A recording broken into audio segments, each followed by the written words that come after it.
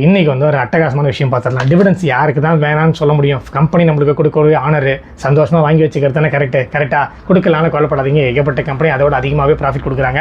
இன்றைக்கி யாரெல்லாம் பெஸ்ட்டாக டிவிடெண்ட்ஸ் கொடுத்துருக்காங்க, எவ்வளோ பர்சன்டேஜில் அப்படின்றத ஷார்ட் அண்ட் ஸ்வீட்டாக பார்த்துடலாம்.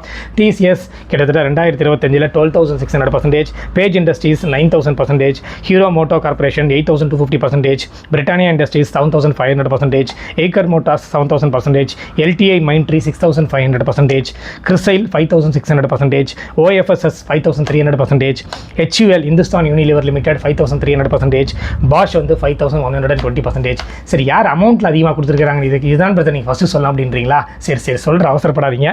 டிசிஎஸ் தாங்க எப்பயும் போல் அதிகமாக கொடுக்குறாங்க.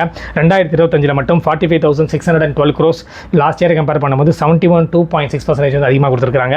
Infosys 17,853.6 crores, Vedanta 17,008.5 crores, HDFC bank 16,834.8 crores, Coal India 16,331.2 crores, HCL Technology 16,290 crores, ONGC 15,410.8 crores, SBI State Bank of India 14,190.1 crore, Hindustan Unilever Limited 12,455 crores, Hindustan Zinc வந்து 12,252.2 crores.